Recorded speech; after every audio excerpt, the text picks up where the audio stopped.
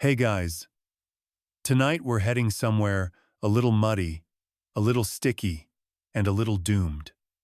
You're about to find yourself standing barefoot in the middle of ancient Ur, one of the oldest cities on Earth, where the streets smell like wet clay and goat, and where the Euphrates River has a very bad habit of overflowing when it feels like it. The air feels heavy this morning, more humid than usual. Somewhere nearby, a fishmonger is already shouting about his fresh catch, and kids are chasing each other through narrow alleyways between mud brick houses. But overhead, the sky's looking complicated. There's a strange kind of stillness, like the air itself is holding its breath.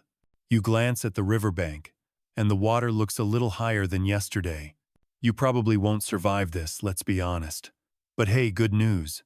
You're already lying safely in bed.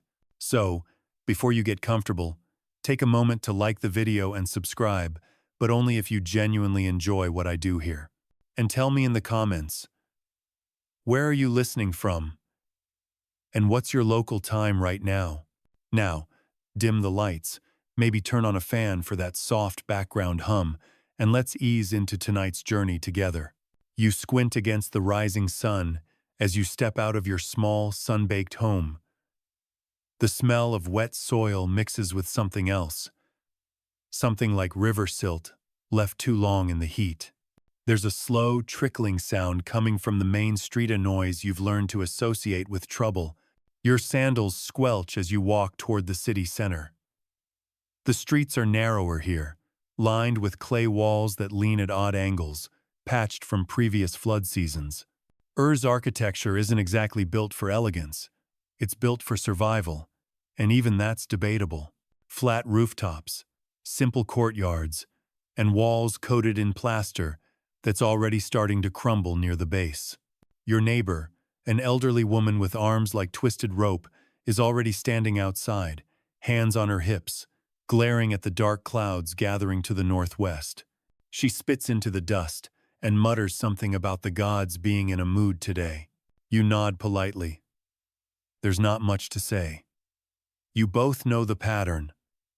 Long rains upstream, then a silent, creeping rise of water that doesn't seem dangerous until suddenly it is. A group of children run past you, barefoot, laughing. They're using little clay pots as makeshift drums, tapping out a rhythm that sounds suspiciously like the flood warning signals. You pause, tilt your head, and listen for the real drums. Nothing yet. But that smell, that low, earthy, river-bottom smell, it's telling you the warning can't be far off. You head toward the ziggurat the giant, step temple tower at the city's heart. It rises like a muddy mountain above the low sprawl of homes and workshops. From this distance, you can just make out the white-robed figures moving at the top. The priests, already scanning the horizon, probably arguing over liver readings or bird flight patterns again. You duck into the narrow side street that leads back to your home. The walls here are so close you could touch both sides at once. Little trickles of water snake between the cracks in the paving stones, making the ground slick. Inside your single-room house, things are, well, compact. Your bed is nothing more than a woven reed mat. The walls are made of sun-dried mud bricks, patched and replastered so many times they resemble a topographical map of bad decisions. There's a low wooden shelf holding a few clay tablets, your scribal practice exercises, lists of livestock, shipments of barley, and one very awkward love poem you tried writing last month. You're still hoping no one finds that one. There's a jar of oil in the corner, a couple of rough pottery bowls, and a fire pit that smokes no matter how carefully you arrange the fuel. The ceiling is low enough that you have to stoop near the doorframe, especially where the plaster is starting to sag from last week's drizzle. You hear a slow drip, drip, drip, and glance toward the corner. The roof's leaking again.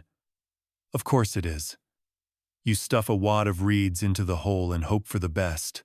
You poke your head outside. The street is a little more crowded now. People are moving faster. There's that quiet urgency you've come to recognize the stage right before full-blown panic, but just after mild annoyance. A merchant walks past carrying a stack of folded blankets on his head. Another neighbor is dragging a goat toward higher ground, swearing under his breath as the animal digs in its hooves. You glance toward the sky again, darker now, heavy with low gray clouds. Then, faint at first, but unmistakable, the city's warning drums begin. Boom, boom, boom, boom, boom. 3 short beats. Pause. 2 long ones. The standard rhythm for river rising. Seek higher ground. You close your eyes and sigh. Guess that's your cue. You grab a small satchel just big enough for your stylus, a few small tablets, and 1 half-eaten fig you forgot about yesterday. Essentials only. Out in the street, people are pouring out of their homes. Some are making straight for the city walls, others for the ziggurat. A few optimists are digging shallow trenches around their doorways, trying to channel the water away. It won't help. It never does. But it gives them something to do with their hands. You catch up with your friend Dagon near the pottery workshop. He's carrying 2 enormous water jugs, even though the irony of that seems lost on him. Think this one'll be worse than last year? He asks, eyes scanning the horizon. Historians still argue whether last year was technically a flood or just a bad rainstorm. You reply, managing a grin. Dagon snorts. Well, whatever they call it, I don't want to swim again. Neither do you. You both glance toward the river. The Euphrates is visible just beyond the outer wall. Brown, churning, and moving faster than usual. A long piece of driftwood floats past, half submerged. A few figures are already on the city walls, pointing downstream, yelling something you can't quite make out, probably warning about debris or rising eddies. You turn back toward your home one last time. The trickle running through the street has doubled in size in the last 10 minutes. Little whirlpools form where the stones dip. You tighten your satchel strap and start jogging toward the ziggurat. Your sandals slap against wet clay, sending little splashes up your legs. You pass the bakery, where the oven fires are still going. The baker's wife is hastily wrapping loaves in linen, handing them out to neighbors. She catches your eye and tosses you one without a word. It's still warm. Small blessings. The closer you get to the temple, the more crowded the streets become. Children clutch their parents. Dogs dart between legs. The air buzzes with the chaotic soundtrack of hundreds of people trying not to panic. By the time you reach the base of the ziggurat, the first cold raindrops start to fall.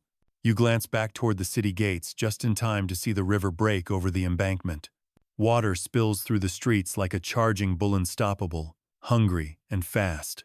You press forward, elbowing your way up the stone steps of the temple. The drums beat faster. The air thickens with the smell of wet earth, animal sweat, and fear. And just like that, your day has taken a very inconvenient turn. You crouch on the 3rd step of the ziggurat, heart pounding, breath shallow, your satchel clutched tight against your chest. The stone beneath you feels slick and cold, each carved groove now collecting thin rivulets of rainwater. All around you, people are climbing higher, neighbors, strangers, temple assistants, scribes like yourself, each one doing the same math in their head. How high will the water rise this time? The temple guards at the entrance, 2 broad-shouldered men with mismatched helmets, are doing their best to manage the incoming crowd. But honestly, it's like herding cats. Wet, terrified, highly opinionated cats. You glance back over your shoulder and catch a glimpse of your home district. The streets below are already filling fast. Water sloshes at knee height in the alleys, floating past. A clay pot, an abandoned sandal, and because this is Mesopotamia, stubborn goat still tied to someone's doorway, bleeding dramatically, like it's auditioning for a tragedy. Figures. You mumble. Dagon appears beside you, dripping and wide-eyed. "I saved the jugs," he says proudly, holding up the two heavy water containers like trophies. One of them is already half full, with river water. You both exchange a look.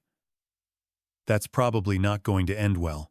The crowd surges again as more people arrive from the outer streets, some carrying belongings, others just clutching children or leading livestock.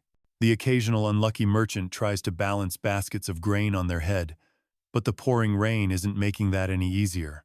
You spot one young man struggling to drag an entire loom up the steps. Ambitious. Probably won't make it. But hey, points for effort. Near the temple's main gate, the high priest appears, stepping out under a clay-tiled awning. His robe is soaked at the hem, but he's still trying to maintain an air of calm authority. His assistant, a boy about your age, holds an oilcloth over the priest's head like a makeshift umbrella. The priest raises both hands and shouts something about the favor of Enki, god of water. The speech sounds vaguely reassuring, though you suspect even he's not feeling very optimistic right now. Historians still argue whether these flood prayers were more about community morale or actual faith. Either way, people cling to the words like driftwood. You look up toward the sky. Thick, dark clouds roil overhead, and distant lightning flickers on the horizon. No thunder yet, but it's coming. The steps beneath you tremble not from seismic activity, but from the sheer weight of hundreds of feet stomping, shifting, and jostling for higher ground. The ziggurat isn't just a temple today. It's the city's last dry refuge. But as you well know, space is limited. You inch higher, careful not to slip on the mossy patches growing between the stones. Your tunic clings to your skin, heavy with rain. You're starting to shiver, not from cold, but from adrenaline and damp discomfort. At the 5th tier, you pause to catch your breath. Up here, you have a better view of the city, and it's not pretty. The river has fully breached its banks. Streets that were dusty and cracked just hours ago now look like shallow canals. Floating debris gathers against the walls of buildings, and the current has already begun pulling apart some of the weaker mud brick structures near the edge of town. One particularly unlucky merchant's cart drifts past, tilted at a sad angle, its cargo of dried figs bobbing like tiny ships in the murky water. You hear a crash and turn just in time to see the pottery workshop collapse. Walls dissolve as though made of wet paper. A plume of brownish spray shoots up as the roof caves in, sending shards of half-fired clay and unfinished pots scattering into the flood. Your stomach tightens. You knew that building wouldn't hold. Nobody ever maintained it properly. But seeing it fall still stings. Dagon tugs at your sleeve. "We should keep moving," he says. "The lower tiers will fill up first." You nod, and together you push upward. By the time you reach the 7th tier, the crowd has thinned out. Only the temple staff, the wealthier scribes, and a few high-status families seem to have made it this far.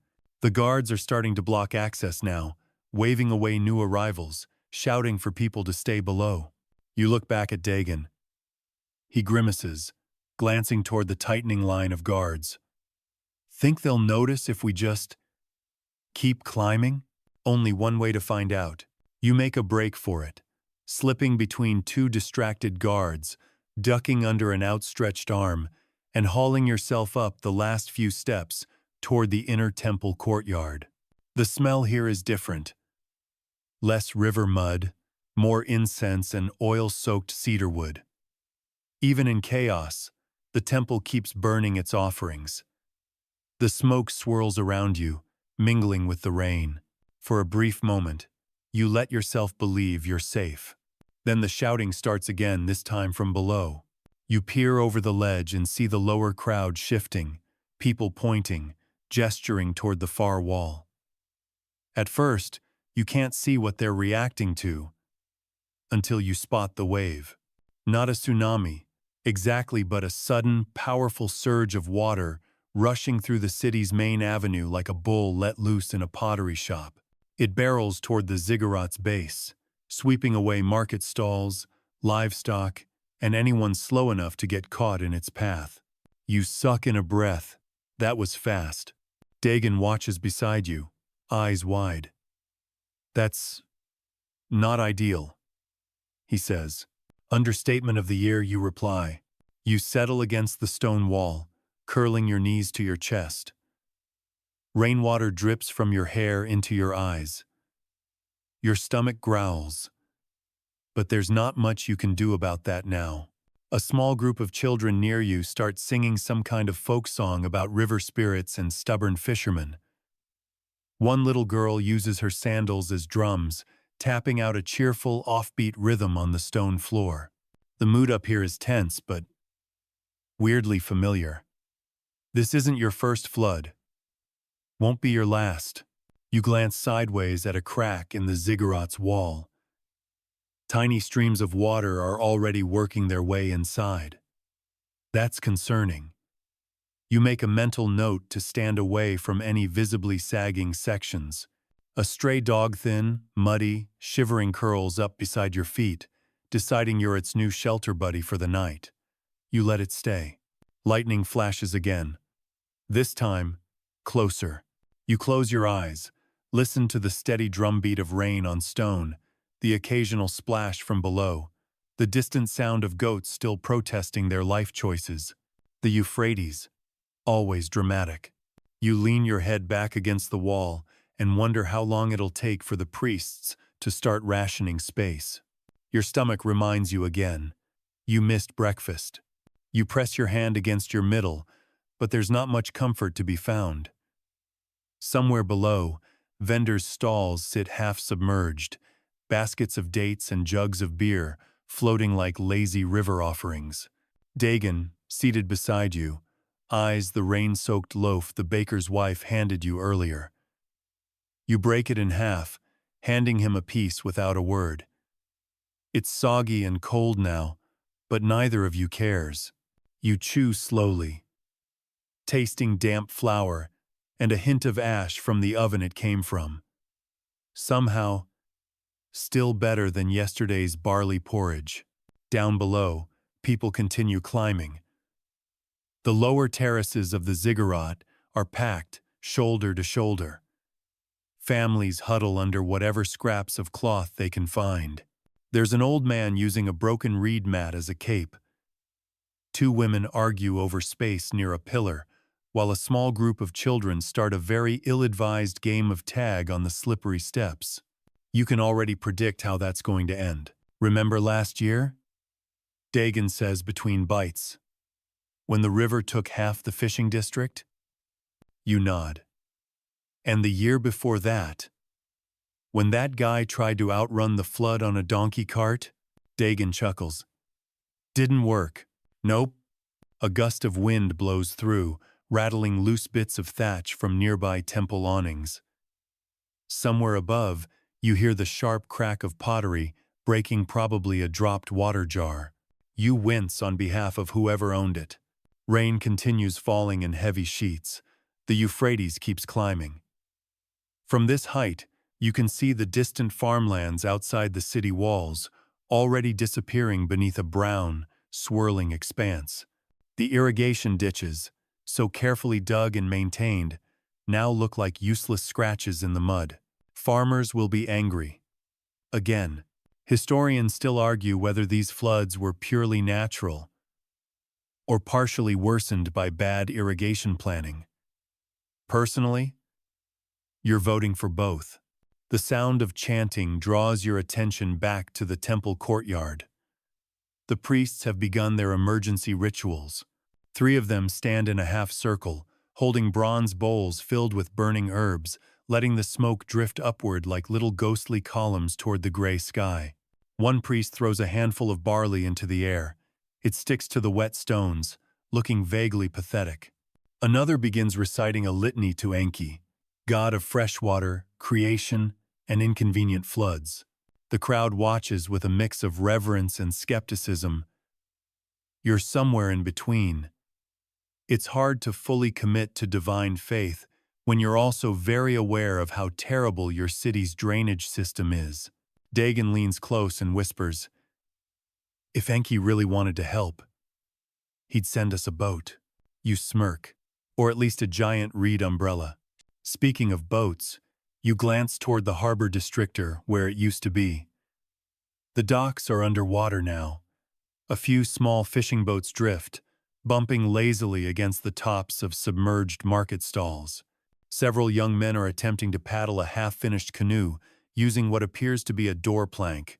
You watch for a minute. They make it about 20 feet before capsizing dramatically. The crowd erupts in tired laughter. You sigh, shifting your position against the damp wall. Your tunic sticks to your back. The cold has settled into your bones now, and there's a dull ache in your knees from sitting on stone for so long. The dog beside you, now named Mudball, in your head rests, its head on your foot, giving a small, contented sigh. You let it stay. A group of merchants begins circulating among the sheltering crowd, offering food and dry cloth for a price, of course. One tall man in a blue-stitched robe holds up a small jar of honey with dramatic flair. "Limited supply," he calls out, voice sharp and sing-song. "For the discerning survivor with refined taste. Nobody's buying. Not yet, anyway." You glance at Dagon. "Bet you 5 barley measures that guy lowers his price by sunset. 10 measures and I'm in." As the afternoon stretches on, the mood shifts from panic to grimly resigned. People settle where they can. Someone starts a fire in a brazier, using dried dung as fuel. The smell drifts past you. Not exactly lavender-scented, but it's warmth. At least. You watch 2 kids build tiny clay boats from the mud at their feet, sending them floating across puddles like miniature merchant ships. They giggle when one capsizes, then start building another. The human instinct to play, even at the worst times, never fails to surprise you. You lean back, closing your eyes for a moment, trying to block out the sounds. Crying babies, bickering neighbors, the occasional loud splash from below. Your mind drifts. You think about the last big flood, the way it swept through the school district, turning the scribal courtyard into a shallow lake. You remember slogging knee-deep through muddy water to retrieve your writing tablets, only to discover half the cuneiform had smeared beyond recognition. Good times. Someone nearby sneezes loudly, jolting you back to the present. You pull your tunic tighter around your shoulders, trying to stay warm. The dog shifts beside you, grumbling. A sudden crack of thunder rolls overhead, the kind that rattles your ribs and echoes through the stone terraces. The priests pause mid-chant, casting nervous glances at the sky. For a second, the entire ziggurat seems to hold its breath. Then the rain intensifies. Sheets of water pour down the temple steps. People scramble to move their belongings higher, gathering small children into their arms, shielding them with whatever scraps of fabric they can find. You press yourself tighter against the wall, feeling the cold soak through every layer of your clothes. "This is fine," you murmur under your breath, mostly for your own benefit. Dagon chuckles dryly. "Totally fine." A low, grinding noise catches your attention. You look over the wall's edge and see part of the outer city wall. Shifting. The bricks bulge outward for a long, breathless second before collapsing with a splash and a cloud of muddy spray. A collective groan rises from the crowd. More water pours in. Streets disappear entirely. The only dry places left now are the upper terraces of the ziggurat and the narrow walkways along the inner temple walls. You watch as people on the lower levels start climbing higher. Guards try to block them, but with limited success. Nobody wants to stay chest-deep in floodwater if they can help it. Dagon elbows you. "Think we should keep moving?" You hesitate. The next level up means squeezing into the temple's inner sanctum, normally off-limits to anyone who isn't a priest or nobility. But under the circumstances, The rules feel negotiable. You glance at the guards, distracted. You glance at the crowd, growing restless. You glance at your own soaked, shivering hands. Yeah, time to move. Let's go, you whisper. You grab your satchel, pat Mudball reassuringly, and slip deeper into the temple corridor, shopping the walls hold, and that the gods, if they're paying attention at all, have a little mercy left to spare. Inside the temple walls, everything smells like wet stone, burnt incense, and old dust stirred up by too many hurried feet. The air is thick humid from the breath of dozens of people crammed into narrow corridors that were never meant to hold this many bodies. You shuffle forward, your sandals squelching with each step. Behind you, Dagon whispers a quiet string of curses under his breath, something about wishing he'd stayed in bed, flood or no flood. The inner sanctum looms ahead, a long, dimly lit chamber where flickering oil lamps cast more shadow than light. Normally, you wouldn't be allowed past the outer courtyard. The temple priests are notoriously protective of this space. But right now, the usual rules feel like a distant joke. You glance around. Bronze offering bowls sit abandoned on low altars. Reed mats used during ritual sar, now being dragged into corners as makeshift bedding. Temple servants scurry back and forth, trying to organize the chaos with mixed results. Near the far wall, you spot an elderly priest waving his arms at a group of panicked citizens. "Stay back from the sacred vessels," he bellows, voice cracking like old parchment. "If you break something, you're cleaning it, after the flood." It's hard to tell if he's joking. Probably not. You find a spot against one wall and slide down to sit. The stone floor is cold but blessedly dry for now. Mudball, your scrappy new dog companion, follows loyally, circling twice before curling up against your hip. Dagon flops down beside you, setting his water jugs carefully to the side like prized possessions. The water inside sloshes as he settles. You take a long breath and try to relax your shoulders. The tension in your neck feels like braided rope. Every muscle from your calves to your jaw aches from the morning scrambling. Around you, the temple space hums with nervous energy. Low conversations drift through the air. Babies fuss. Somewhere down the hall, a child starts singing a lullaby, completely off-key. You close your eyes for a moment, letting your head rest against the wall. It doesn't last long. A loud, echoing thunk startles you back to full awareness. You open your eyes just in time to see a section of ceiling near the main entrance drip, then sag, then release a thick splash of muddy water onto the floor. There's a collective groan from everyone nearby. Dagon mutters, "Oh great. Now the roof's leaking too." You glance upward. The temple's flat roof, constructed with layers of reeds, mud, and timber, was never designed for this much water weight. If the rain keeps up, well, you don't really want to finish that thought. Nearby, two scribes in their 20s, both wearing the ink-stained tunics of city clerks, are arguing over whether the building can hold. "I'm telling you, the northeast corner has structural weaknesses," one says, waving a cracked stylus like a sword. "And I'm telling you, this wall has lasted through worse floods." The other counters, jabbing a finger at the nearest support pillar. You smirk despite yourself. Even in the middle of a natural disaster, scribes will argue about everything. Historians still argue whether this temple survived more floods than any other in the region. You mutter to Dagon. He raises an eyebrow. "We're living history then." You shrug. "Lucky us." The high priest appears again, his damp robe sticking awkwardly to his legs as he wades through ankle-deep water, now pooling near the main altar. His expression says he's rapidly losing patience with both the flood and the people now treating his temple like a tavern with bad service. With a weary sigh, he lifts both arms and announces, "We're reinforcing the southern wall. Volunteers, Bring whatever materials you can find. You and Dagon exchange glances. Well? He asks. You stand, knees popping. Let's go be heroes. You spend the next hour hauling whatever you can find, clay bricks from storage rooms, old reed mats to wedge into cracks, even some leftover pottery shards to help fill gaps in the wall. It's messy work.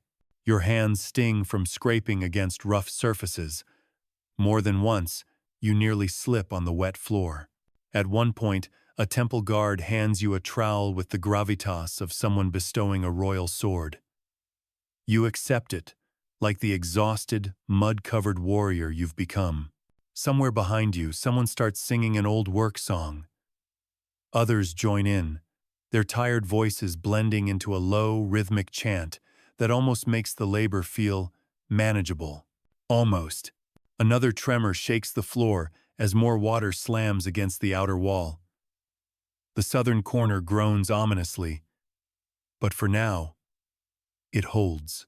You slump back against the nearest pillar, chest heaving, sweat mingling with rainwater on your skin. The high priest surveys the hastily reinforced wall with the pained expression of someone who knows this is a temporary solution at best. We'll need more support beams, he mutters, and more prayers. A few people nod solemnly. Others just stare at the ceiling like they're mentally willing it to stay intact. You glance toward the main doorway. The water level outside has climbed again. It now laps at the 5th step of the ziggurat. You do the math in your head. Not great. You're debating whether to risk climbing higher when a new sound cuts through the noise. A sharp, insistent horn blasts from the city's western watchtower. People freeze mid-step. Conversations stop. That horn isn't used for floods. That's the alarm for incoming debris. Debris. You scramble toward a narrow window slit carved high into the temple wall and peer out into the gray, rain-blurred distance. The rushing toward the city like a brown wall of chaosis. A massive tangle of uprooted trees, broken boats, and is that a roof? Yes. An entire roof flipped, broken, and riding the flood like some tragic shipwreck. It slams into the outer city wall with a sickening crunch. More bricks tumble loose. The water surges higher in response. Someone near you gasps. Another person crosses themselves, whispering a prayer to every god they can remember. Dagon, peeking over your shoulder, lets out a low whistle. Well, he says, that's not something you see every day. Nope. The high priest begins shouting new orders, directing people to move deeper inside the temple, away from the outer walls. You follow, herding Mudball along with you. The corridors grow darker as you move further in. Torches flicker weakly, their flames struggling against the damp air. You pass storerooms filled with sealed jars of grain, stacks of dried fish, and crates of incense. Sacred treasures and temple records sit bundled in clay jars, perched atop high shelves hopefully safe from the water, for now. Finally, you settle in a small side chamber with about 20 others. The air smells of dust, wet straw, and human fear. Dagon sinks down beside you with a groan. Remind me to move inland next year. You chuckle softly, too tired to come up with a better reply. You lean your head back against the cold stone wall. Somewhere in the distance, the flood continues its slow, hungry crawl. But for the moment, you're alive. Soggy. Exhausted. But alive. And with any luck, the worst is over. But deep down you know, it's probably not. You wake with a jolt. It's dark now. Or darker. The small oil lamp near the chamber entrance flickers weakly, throwing long, jumpy shadows across the stone walls. Somewhere far above, thunder rolls again, deeper this time, almost like the sky is grinding its teeth. Your neck aches from sleeping at an awkward angle against the wall. Your left foot has gone completely numb thanks to Mudball, who has somehow doubled in size in sleep and sprawled across your legs like he owns the place. You flex your toes, trying to coax some feeling back. Pins and needles shoot up your calf. Dagon is snoring softly beside you, his mouth half open, one water jug still clutched like a favorite pillow.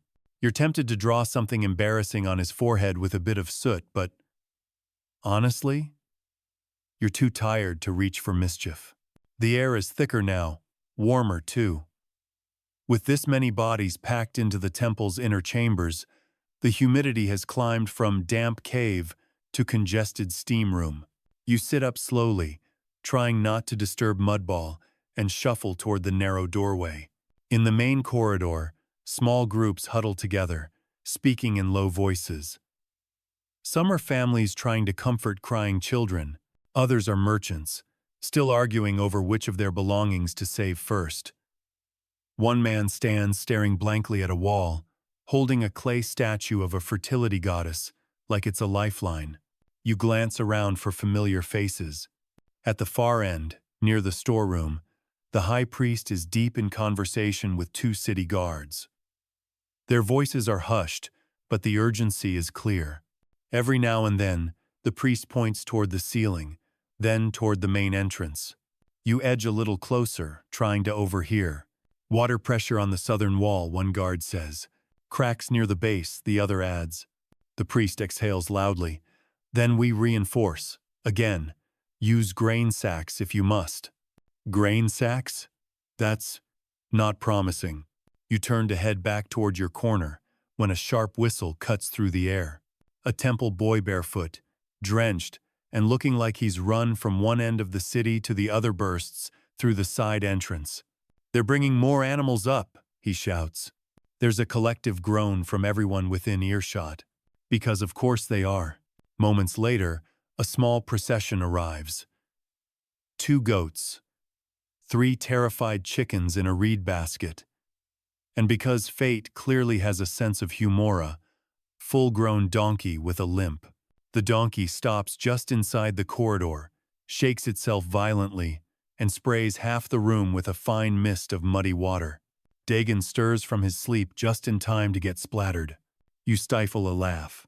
As the animals are herded toward a storage alcove, the donkey decides it's had enough and parks itself stubbornly across the hallway, blocking half the foot traffic. Classic. You spend the next hour helping reorganize people and animals, shifting families toward the inner sanctum, and moving anything remotely absorbent toward the problem walls. At one point, you find yourself carrying a sack of barley that leaks with every step. You're leaving a trail behind you, like a very confused Hansel and Gretel. Dagon catches up with you, rubbing sleep from his eyes. This is officially the worst festival I've ever attended, he says. You grin. What were you expecting? Free wine and dancing girls? A guy can dream. By mid-morning, the rain finally softens from relentless downpour to steady drizzle. The sound against the temple roof changes from heavy slaps to a soft, almost calming hiss. People pause. Heads turn toward the doorways. Conversations quiet. Could it be? Is the storm easing? You and Dagon exchange a hopeful glance. But then, the next problem arrives. It starts as a smell, a wet, sour, unmistakably bad smell. You wrinkle your nose. Dagon notices it too. Oh no, he says, already dreading the answer. Tell me that's not. But it is. Floodwater, after sitting for hours, starts to turn. The combination of runoff from streets, livestock waste, garbage, and who knows what from the city's back alleys has transformed the water outside into a slow-moving stew of bacteria and regret. Someone nearby gags. A few kids pinch their noses. You pull your tunic over your mouth, but it barely helps. Historians still argue whether these ancient floods contributed to the first citywide sanitation efforts. You mutter. Dagon nods grimly. I vote yes. To make matters worse, the temple's lower chambers where food stores and record tablets are kept are now under threat. Small streams of water seep beneath the doorframes, creeping toward valuable grain supplies and the fragile archive room where generations of scribes stored city records.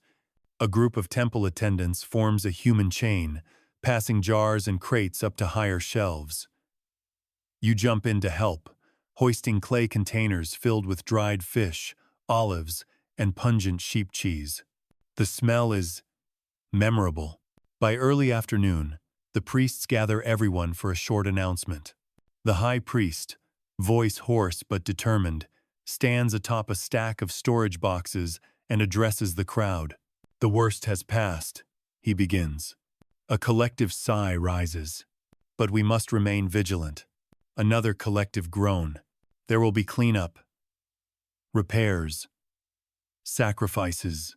Someone at the back mutters, "Of course there will be sacrifices. And in the coming days, we'll offer thanks to Enki for sparing us." You exchange glances with Dagon. Pretty sure Enki will also be receiving some strongly worded prayers about improving the city's flood defenses. As the speech concludes, people begin to move about more freely. The mood shifts again from fear to tired determination. You step outside the inner temple door and onto one of the upper terraces. The city below still sits beneath several feet of water. The streets resemble muddy canals. Market stalls lie scattered like driftwood. Debris floats lazily through the current's broken baskets, sections of wall, even the occasional unlucky chicken riding out the flood on a piece of wood like some feathered castaway. But the rain is easing. You watch as patches of blue sky peek through thinning clouds. The light, pale and watery, filters across the rooftops. Somewhere in the distance, a child laughs for no apparent reason. The sound drifts upward like an unintentional anthem of survival. Dagon joins you at the ledge. "So, breakfast round two?" he asks. You grin. "If you can find it." Mudball trots up beside you both, tail wagging, acting like this whole adventure was part of the plan. You reach down, scratch behind his ears, and let yourself breathe deeply for the first time all day. The worst of the rain may be over, but you have a feeling the real work, the aftermath, is just beginning. You spend the next few hours engaged in what can only be described as improvised city maintenance with limited tools and even less enthusiasm. The priests assign work groups. You and Dagon get roped into the southern wall repair team again. Apparently, your earlier barley sack reinforcement strategy earned you a reputation for being reliable with mud-based solutions. A dubious honor, but hey, you'll take it. Your job now? Stuff any remaining gaps in the wall with whatever absorbent material you can find. This includes more barley sacks, shredded reed mats, and when supplies run, thin old festival banners from last year's New Year celebrations. Nothing says civic duty like plugging a leak with a rain-soaked tapestry of dancing lions. By mid-afternoon, your arms feel like overcooked noodles. Your tunic is stained with mud, your hair sticks to your forehead, and you've developed a permanent crick in your lower back. You glance at Dagon, who's taken to muttering encouragements to the wall like it's a stubborn donkey refusing to move. "You're doing great, Wall," he says, patting the side with a muddy hand. "Just hold together for another day or two." You snort. "Should we give it a pep talk next?" "I was thinking of composing a poem." Somewhere nearby, a group of younger temple apprentices attempts to build a drainage channel. It's a noble effort, but their lack of engineering knowledge is obvious. The drain mostly ends up redirecting water straight into a storage alcove. You watch as the senior temple engineer, a grumpy, bearded man with a voice like gravel in a jar, marches over, scolds them loudly enough for half the ziggurat to hear, and then proceeds to dismantle their entire afternoon's work with impressive speed. Dagon nudges you. "Bet that guy's fun at parties." You laugh. A short, exhausted wheeze of a laugh, but still. Later, while hauling another bundle of half-dry reeds up the steps, you overhear a heated debate near the eastern parapet.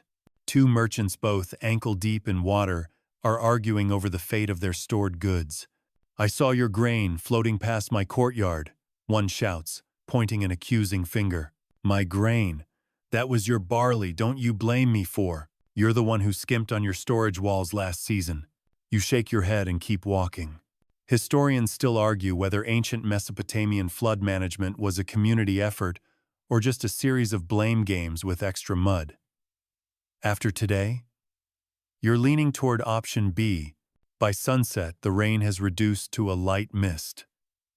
The city below glows in the soft gold of late afternoon, but it's a strange kind of beauty, like looking at a painting of someone else's bad day. You can now see more of the damage. Whole sections of the fishing district have collapsed. Roofs sit at odd angles. Piles of debris float lazily in the current, some getting caught against walls, others drifting out toward the city gates. You notice two boys wading waist-deep through one street, using broken paddles to steer a makeshift raft made from stacked reed mats. They seem thrilled with their invention, until one of them falls in with a dramatic splash. He surfaces laughing, but his mother's voice echoes from a nearby rooftop with the kind of tone that says she's going to have words later. You head back toward the temple's inner courtyard, following the smell of something cooking. One of the merchants, who probably gave up on selling anything today, has started boiling lentils over a small brazier. You and Dagon hover nearby until he waves you over and offers a small bowl each. It's watery and bland, but after the day you've had, it tastes like a royal feast. As you sit cross-legged on the damp stone floor, blowing gently on the hot spoonfuls, you hear snippets of conversation float around you. One woman talks about how her neighbor's roof floated clean off like a discarded lid. A teenager brags about saving his family's goat by carrying it up 3 flights of stairs. An old fisherman complains loudly and colorfully about how he'll never get the stink of river mud out of his best cloak. You smile to yourself. There's something weirdly comforting about this people finding humor in disaster, leaning into the ridiculous, making jokes while still knee-deep in yesterday's bad decisions. As the light fades, small fires pop up across the upper terraces. People gather around them, drying clothes, telling stories. Someone pulls out a small lyre and starts plucking a slow, sleepy melody. Dagon lies back on the stone floor, arms crossed behind his head, staring up at the now clearing sky. "Do you think the gods are laughing at us?" he asks. You glance upward too. The clouds are breaking apart, revealing scattered stars. Somewhere in the distance, frogs start croaking a chorus of tiny, croaky optimism. "Probably," you reply. "Wouldn't you?" Dagon snickers. "Fair point." You lean back too, staring at the sky. The air feels cooler now. Cleaner. There's still the heavy smell of mud and wet stone, but beneath that, something lighter. Fresh. A priest passes by, dropping small offerings of dates and bread at the base of each support pillar. Insurance for the night, you assume. You drift for a while, not fully asleep but not awake either. Somewhere nearby, Mudball lets out a soft snore. The stone beneath you, while hard and cold, feels familiar now. Like the city itself, stubborn, cracked, waterlogged, but still standing. For tonight, that's enough. Morning arrives with more of a shrug than a sunrise. The clouds remain thick, but the rain has mostly stopped. A pale, yellow-gray light filters over the flooded streets, making everything look damply hopeful, like a badly washed linen sheet hung out to dry. You sit up, stiff and sore, brushing bits of dried mud from your arms. Around you, the temple terrace is a patchwork of sleeping bodies, curled blankets, scattered sandals, and abandoned reed baskets. The faint smell of wet straw and overcooked lentils hangs in the air like an unwanted guest. Mudboliver Loyal, ever slightly damp, stretches beside you with a dramatic yawn, thumping his tail twice before wandering off in search of breakfast scraps. Dagon stirs awake next to you, blinking blearily at the still swollen river in the distance. "Well," he says, scratching at his hair. We survived the night. Again, you glance toward the city below. The floodwaters remain high, but at least they aren't climbing anymore. In fact, you think you can spot the faintest line along the mud-coated walls where the water level has dropped overnight. It's only an inch or two, but still, progress. The priests begin their morning rounds, moving from group to group, checking for injuries, handing out thin porridge from communal pots. The high priest, looking even more sleep-deprived than yesterday, calls for a new round of volunteers to help clear debris from the temple stairways. You stand, stretching out your aching back and legs, and join the growing line of people preparing for yet another long, muddy day. Your first assignment? Clear the drainage channels along the ziggurat steps. Armed with a reed rake and a tattered bucket, you and Dagon get to work. Together, you scoop away layers of silt, pebbles, and waterlogged leaves, making slow but steady progress. Each scoop reveals new treasures. Broken beads, a child's clay whistle, what looks like part of a broken necklace. And because life is charmingly consistenta, half-rotted sandal of unknown ownership. Better than another barley sack job, Dagon says, wiping sweat from his brow, even though the air remains cool. Give it time, you reply. By midday, small groups of people begin venturing down the lower steps to assess their homes. It's risky, water's still waist-deep in places. But for some, the need to check on belongings outweighs common sense. You and Dagon perch on a dry ledge, watching the brave and the foolish alike wade through the murky streets. A group of 3 men ties themselves together with rope before stepping off the ziggurat's lowest terrace, each holding long poles to test the depth ahead. Nearby, 2 women argue over whether it's worth trying to salvage their vegetable garden. Further down, a boy attempts to paddle a makeshift raft built from empty water jars, lashed together with hemp cord.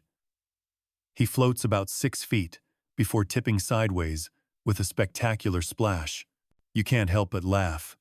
Several others around you do the same. The boy surfaces, grinning, and climbs back onto his floating jar pile like a soggy champion. A small cluster forms near the temple gate as the high priest announces that the city council will be convening later in the day to plan next steps. Rumors swirl about possible evacuations, rebuilding efforts, and, inevitably, more taxes to pay for the repairs. You roll your eyes at that one. Historians still argue whether these early flood levies were the first form of disaster taxation. You mutter. Dagon snorts. Let me guess. We'll pay for new walls we didn't want. Built with labor we didn't volunteer for. Tradition, you reply with a tired grin. As afternoon rolls in, the sun finally muscles its way through the thinning clouds. Beams of pale light strike the water, turning parts of the city into shimmering mirrors of gold and brown. For the first time in days, you feel something close to warmth on your skin. The mood on the terraces shifts again. People begin wringing out their clothes, laying reed mats to dry, and even chatting about the weather, their ruined homes, and who's going to throw the first flood survival party when this is all over. A young couple nearby starts making plans to rebuild their oven. An older woman recounts very dramatically how she single-handedly rescued 3 chickens, a cat, and 1 panicked neighbor by dragging them up the stairs during the worst of the surge. You and Dagon settle back against the wall, sharing the last of a pomegranate someone handed out earlier. The seeds burst between your teeth, sweet, tart, and full of life. Could have been worse, Dagon says finally. You raise an eyebrow. Could it, though? He grins. Okay, yes. Definitely. But also, we're still here. That counts for something. You nod, gazing out over the city. The river still flows strong, muddy, and full of debris. But it's starting to recede. Little by little, will dry out. Walls will be patched, roofs rebuilt, markets reopened.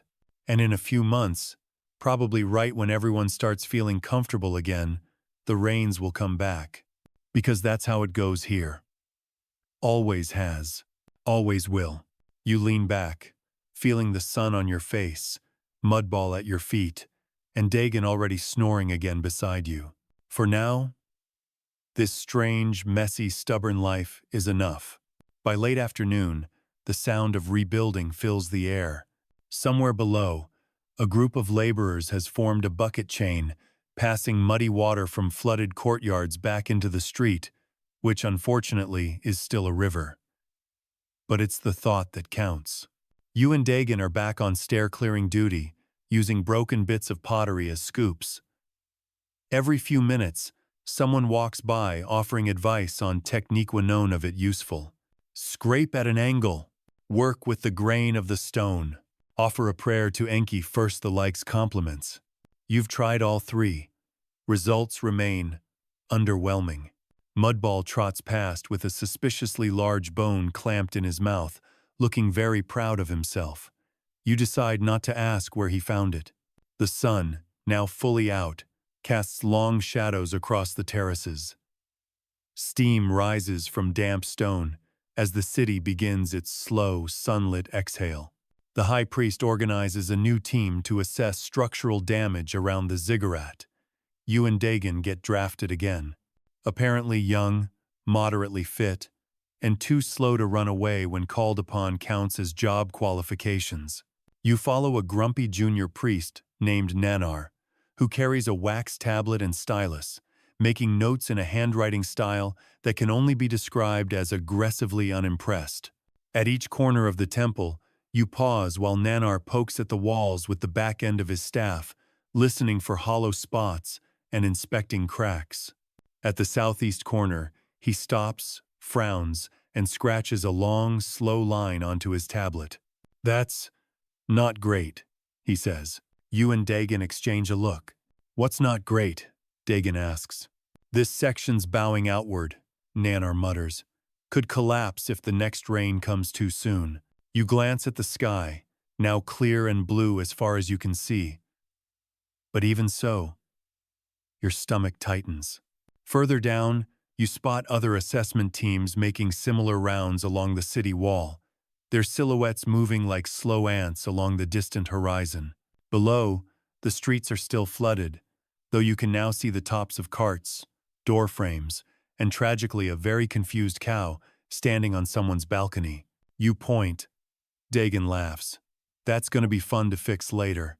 You continue along the temple perimeter, stepping carefully around puddles and loose stones.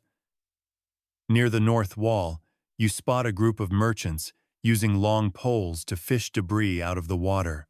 Their haul so far: 2 baskets, 1 small ladder, a festival banner. And because every flood has its moments, a life-size wooden statue of a minor fertility goddess, now floating face down like some slightly embarrassed shipwreck victim. Someone ties a rope around her and drags her back to shore. People cheer. You and Dagon clap half-heartedly. Humor is cheap right now, but still appreciated. As the sun lowers toward the horizon, the air cools again.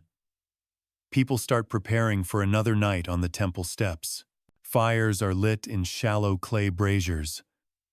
Groups huddle together, drying out their bedding and arguing over who gets the least damp corner. You help drag a stack of ruined reed mats to one side, clearing space for families with small children. Nearby, 2 temple boys start an impromptu game of Guess the Floating Object, pointing at debris, drifting by and offering wildly inaccurate guesses. Goat? Stora Gayar? Ancient curse artifact? You smirk and call out, "Definitely someone's laundry basket." They laugh, awarding you the imaginary point. Dagon slumps beside you again, pulling a damp blanket over his legs. "Think they'll let us stay inside the temple again tonight?" You glance toward the high priest, now deep in conversation with senior scribes near the main altar. "Depends on how desperate they are for more barley sack carriers tomorrow," you reply. Lovely. The smell of roasting something, probably fish, drifts past. A nearby family has managed to cobble together a small meal from their surviving supplies. You watch as they pass pieces around, making sure the youngest eat first. The little things. That's what holds people together in times like this. You lean back, resting your head against the stone wall again, staring up at the emerging stars. Overhead, the first bats dart through the air, chasing insects stirred up by the flood. You close your eyes for a moment, letting the cool night air settle over you. And then, you hear it. A low, distant rumble not from the sky, but from the ground. You sit bolt upright, heart pounding. People around you pause mid-conversation. The firelight flickers. Dust shakes loose from the cracks in the walls. For one breathless second, everyone freezes. Then, thankfully it stops. A collective exhale ripples through the crowd. Dagon looks at you, eyes wide. That was, you nod slowly. Pressure shift in the walls, probably. Probably? You shrug. Historians still argue whether these small tremors were flood-related or just bad luck. Let's vote for bad luck. You both share a tired laugh, the kind that comes from being just scared enough to need a joke. As the stars brighten overhead and the night settles in, you pull your blanket tighter, mudball curling back against your side. Sleeps soon easily, awkwardly, and still soaking wet but sleeps all the same. You drift with it, carried on the soft sounds of distant water, crackling fire, and the occasional snore from your best friend. And tomorrow, well, tomorrow will bring new challenges, but tonight, you're still here. You wake up to the sound of shouting. At first, your half-asleep brain tries to file it under the usual morning noises: merchants arguing, children playing, Dagon mumbling in his sleep. But no, this is different. Urgent, panicked. You sit up fast enough to make Mudball yelp and scramble away.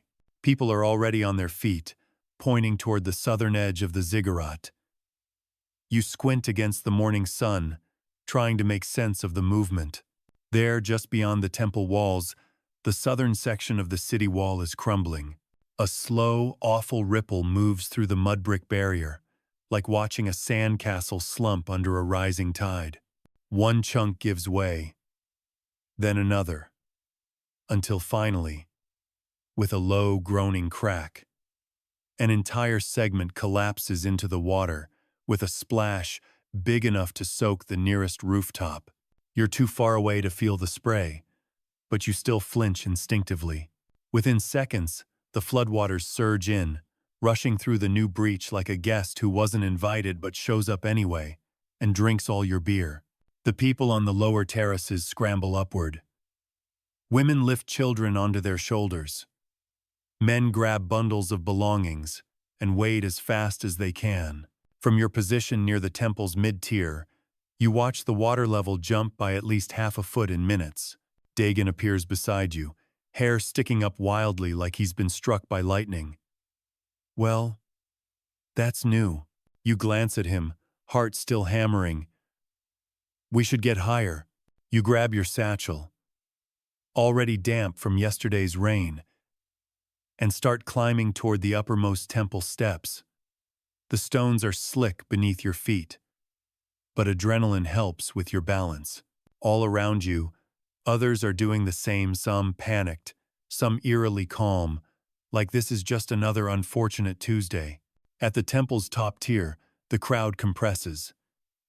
People cling to pillars, press against the walls, crouch in corners wherever there's space. They're shouting from below as guards try and fail to impose order. You lean against the cold stone, breathing hard. The high priest appears again, flanked by two of his senior scribes. His voice is hoarse but determined as he begins coordinating another round of emergency defenses. Bring up more supplies. Food, water, bedding, he orders. If you're not carrying something useful, find someone who is. Dagon pokes you in the ribs. Guess that includes us. You both spend the next hour forming yet another human, chain passing up sealed jars of grain, rolled reed mats, bundles of dried fish, and even a few cooking pots. You pause briefly to help a family haul a screaming toddler up the last few steps. The kid kicks like an angry fish, flailing in every direction, but you finally get him up safely. The water below keeps rising. You glance down toward the street level. Only the tops of taller buildings remain visible now. A few rooftops float like lonely islands. The temple and city walls. That's it. Everything else? Underwater. For the first time since this whole disaster started, a cold knot forms low in your stomach. You think back to the elders' flood story tales of past deluges that swallowed whole districts, where people had to build reed rafts and float from rooftop to rooftop. And for the first time, you start to wonder if this might actually be worse. Historians still argue whether this was the worst flood in Ur's recorded history. You murmur under your breath. Dagon hears you and raises an eyebrow. Great. Love being part of a future debate. Somewhere below, someone screams. You look over the ledge just in time to see a small group struggling to cross what used to be Market Street. They're knee-deep, then waist-deep, then chest-deep, in muddy water that moves faster than it looks. A young man slips, pulled off his feet by the current. Two others dive after him. For a terrible second, you think they've lost him, but then three wet, gasping heads reappear, grabbing onto a piece of floating timber. The crowd around you lets out a collective breath of relief. Dagon shakes his head. We're gonna need boats. You glance around. The city has a few, but they're small fishing craft, and most are already smashed, floating, or completely inaccessible. Still, a few resourceful types have started assembling rafts from bundled reeds and tied-together doors. One particularly enterprising group is lashing empty storage jars together for buoyancy. You squint at their handiwork. It's not elegant, but it might work. Dagon seems to have the same idea. Should we build one? You weigh your options. Stay on the temple and hope the water stops rising soon. Or start prepping for evacuation by river. Neither sounds appealing.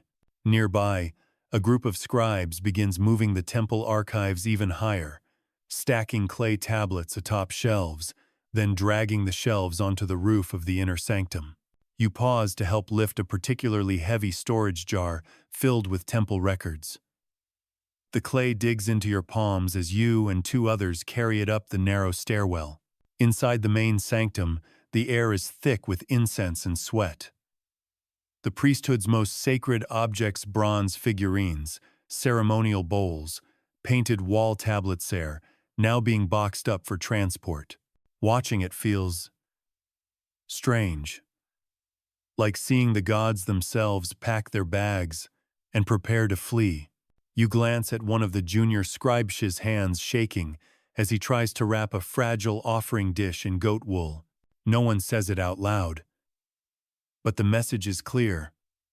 If the water reaches this level, even the gods are moving out.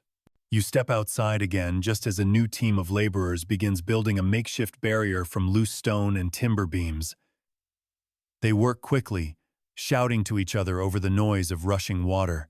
You jump in to help, dragging planks, wedging stones, anything to buy more time. The work is brutal. Every muscle in your body screams with each lift, each push, each shove. But you keep going, because what else is there to do? By late afternoon, the barrier stands haphazard, but solid enough to slow the next surge. You collapse beside Dagon on the upper terrace, breathing hard, arms trembling from exhaustion. For now, the water holds. For now, you're still dry. Dagon flops backward with a theatrical groan. Remind me why we didn't move to higher ground 5 floods ago? You grin despite yourself. Because we like the view. He laughs short, breathless, but genuine. The sun, low and golden, bathes the city in light. Reflections shimmer off the muddy floodplain, turning the disaster scene into something almost beautiful. Almost. You close your eyes for a moment, letting the late sun warm your face, listening to the low hum of voices, the creak of shifting timber, the soft slap of water against stone. You've made it through another day. Tomorrow? Who knows? But tonight, you breathe and you rest. By the next morning, the water starts to recede, just enough to give everyone false hope. You notice it first by the mudline creeping down the temple steps. Where yesterday the brown floodwater lapped at the fifth tier, it now barely kisses the fourth. It's a small victory. But after days of soaking fear and sleepless nights on stone floors, you'll take it. People notice quickly. The mood shifts again. Voices grow louder, more animated. The merchants are already calculating their next business move, selling flood recovery goods, no doubt. The priests, meanwhile, start making new rounds of offerings to Enki, just in case he's still paying attention. You and Dagon sit on the terrace ledge, legs dangling over the side, staring at the city below. The streets remain submerged, but the current has slowed. Debris floats more lazily, now broken crates, tree branches, the occasional roof tile drifting past like a lost traveler. Dagon stretches, rubbing at his shoulders. Think we're in the clear? You shrug. Historians still argue whether the worst of the 2200 BCE flood ended with the first recession or the second.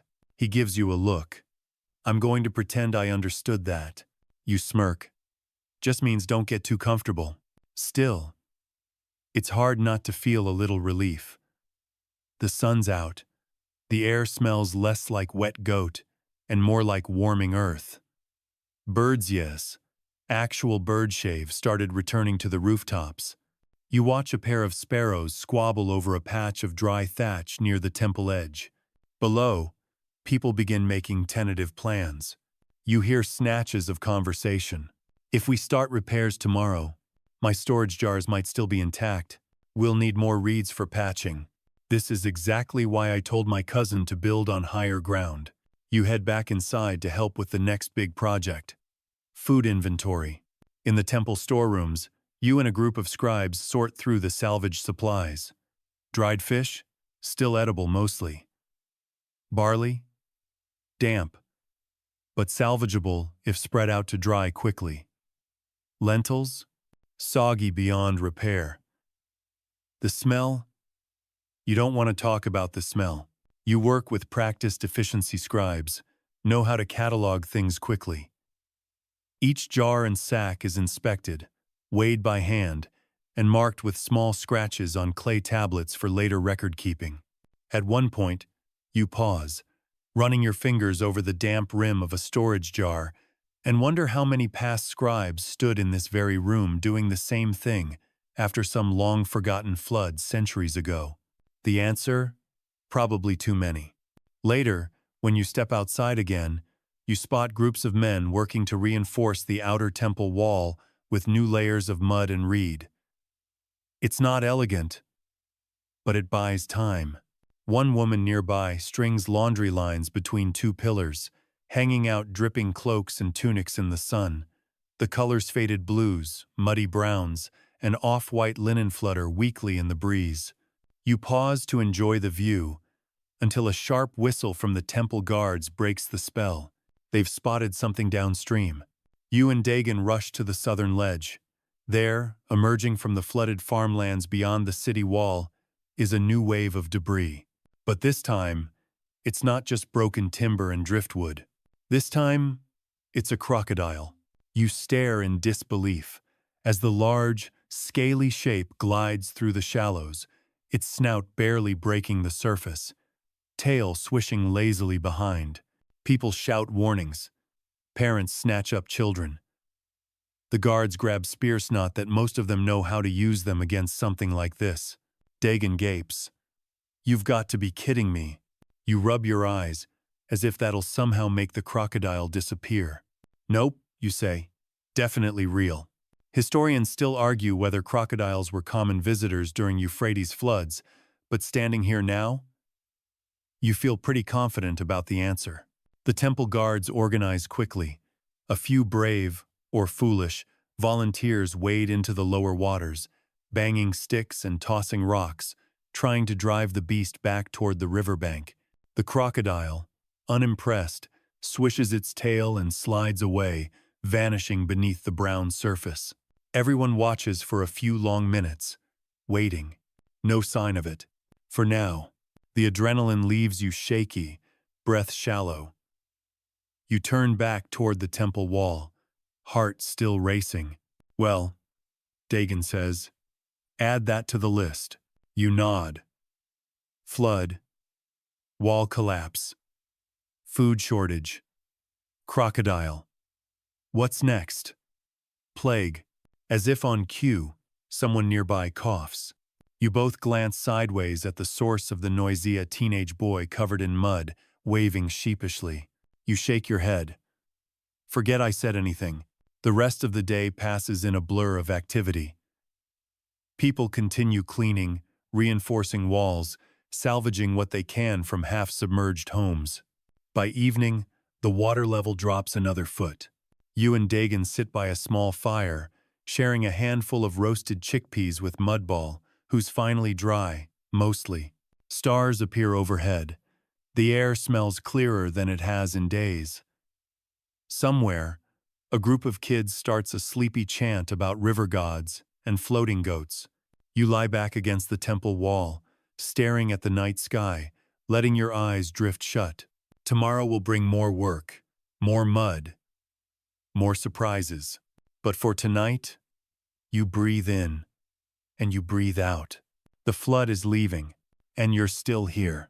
You wake the next morning to an almost eerie quiet. No drums, no shouting, no splash of floodwaters against stone. You sit up slowly, blinking against the soft morning light filtering through the temple courtyard.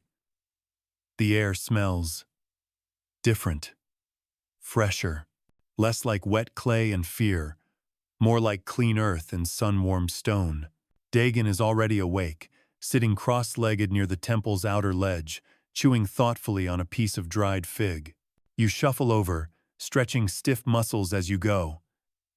Your clothes still damp in places stick, awkwardly, as you move.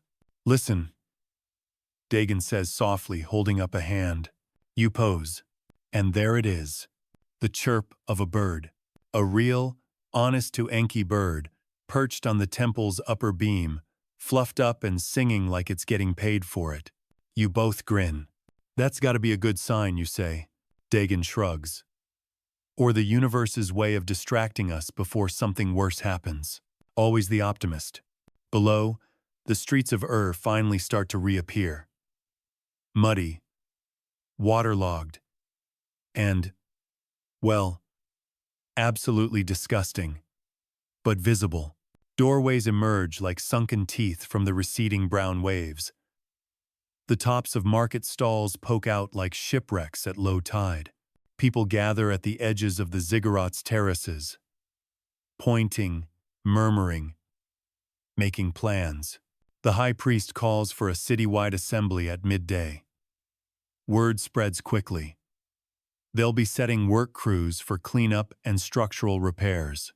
Volunteer sand, by volunteers, they mostly mean everyone who's still breathing are expected to help. You glance at Dagon. He's already gathering his things. Mudball, tail wagging, is doing laps between you both. Already muddy again, despite everything. You spend the next 2 hours with a shovel and a borrowed reed broom, working alongside a dozen others to clear the temple steps. The thick silt coats everything, each step slippery and treacherous. More than once, someone nearby loses their balance and slides dramatically down half a tier. You manage to stay upright. Mostly. Historians still argue whether ancient Mesopotamian ziggurat stairways were designed with flood cleanup in mind. If they were, whoever designed them had a dark sense of humor. By midday, the sun stands high overhead, baking the mud into a sticky, cracking paste. People's faces are streaked with dirt and sweat, but there's a strange kind of energy now, a mix of exhaustion and cautious optimism. The high priest stands atop a platform of stacked amphorae and speaks to the assembled crowd. "We have endured worse," he declares, "though from your personal experience, that's debatable. We will rebuild, together." There's a half-hearted cheer from the crowd. "We will give thanks to Enki for sparing our lives and continue our offerings." This gets a slightly more enthusiastic response. You lean on your shovel and glance sideways at Dagon. "Think we'll get a day off after this?" "Not a chance." After the assembly, task groups form quickly. You're assigned to the home inspection, crew charged with checking which buildings are still standing, which ones are repairable, and which, well, aren't. Armed with nothing more than a wooden pole and your best guess at structural integrity, you wade into the lower streets alongside Dagon and two other scribes. Your first stop, your own house, or what's left of it. The front wall is still there mostly. But the door frame has shifted, the plaster is cracked from floor to ceiling, and the roof sags at an angle that screams, "Enter at your own risk." You push the door open gently. The smell hits you first. Wet earth, mildew, and something that was probably once food, but now qualifies as a biological experiment. Inside, your writing tablets lie scattered, half of them smeared beyond saving. Your favorite reed pen floats in a shallow puddle near the hearth. You squat down, retrieve it, and shake your head. Well, could be worse. Dagon peers over your shoulder. "Could it, though?" You grin. "Let me have this." You salvage what you can.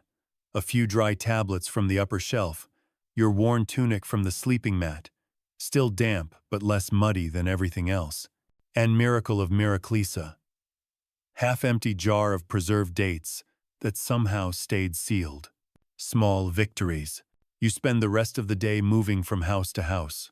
The story's the same almost everywhere. Collapsed walls, soggy reed mats, buckled door frames. Someone's goat trapped in an upstairs room. You help dig out one neighbor's storage jars, assist in pulling another neighbor's cart free from a drift of river silt, and spend far too long arguing with Dagon over whether a particular leaning wall is charmingly rustic or about to crush us both. You win that debate. Barely. By late afternoon, you're caked in mud again, but at least the sun's drying your clothes for the first time in days. On your way back toward the temple, you pause near the harbor district, what's left of it. Fishermen are already at work, patching boats, untangling nets, and shouting across the water like the flood was just a minor inconvenience. A group of kids floats by on a makeshift raft, waving and laughing. You wave back, smiling despite yourself. The resilience here, it's absurd and beautiful. You glance at the skyline still punctuated by the towering silhouette of the ziggurat, standing stubborn and cracked, but undeniably there.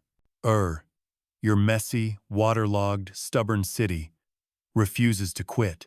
You pick up your pace, Mudball trailing at your heels, and head back toward the temple for whatever assignment comes next. Because there's still work to do. And like it or not, you're part of it. By the following morning, the city is officially in recovery mode, which mostly means that everyone is equally miserable, tired, and coated in various shades of mud. But at least now there's a plan. You find yourself on yet another work crew this time, assigned to clearing silt from the main market square. Lucky you.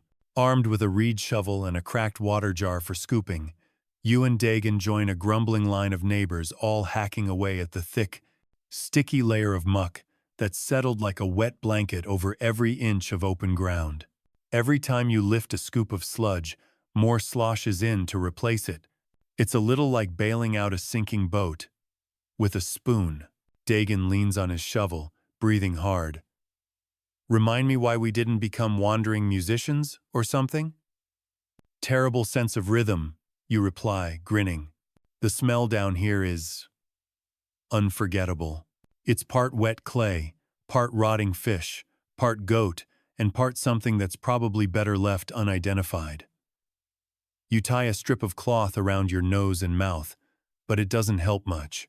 Nearby, a group of merchants haggles over salvageable goods, bales of wet wool, cracked pottery, a barrel of wine that may or may not have taken on floodwater. Arguments over price are heated and occasionally hilarious. "You call this lightly soaked?" one man shouts, holding up a dripping basket of onions. "The gods bathe them for you." The seller insists with a theatrical bow. You can't help but laugh. Even Dagon chuckles. Historians still argue whether Mesopotamian market humor was this bad before flood season, or if catastrophe just brought out the worst puns. By midday, the sun blazes overhead, turning the thick mud into a slow-drying crust. Your sandals stick with every step, making loud, squelching noises that echo between the stone walls. The high priest makes another appearance, walking through the market with an entourage of temple scribes taking frantic notes. He's pointing out damaged buildings, giving orders for new drainage ditches, and of course reminding everyone that temple donations are still being accepted, generously. You and Dagon exchange knowing looks. Somehow, you doubt the gods are short on barley offerings. After a brief lunch of cold, soggy flatbread and a few preserved dates, still your most prized flood salvage, you get reassigned again. Your new task, helping to clear the main drainage canal. Lovely. The canal, normally a narrow, sluggish waterway, running along the edge of the city, is now a disaster zone, choked with debris, clogged with uprooted reeds, and, most impressively, currently hosting at least 2 very annoyed turtles and what appears to be a half-submerged laundry basket. You and a dozen others spend hours hauling out anything that floats or doesn't float, but smells bad enough to demand removal anyway. At one point, Dagon discovers a pile of broken roof tiles lodged against a collapsed section of the canal wall.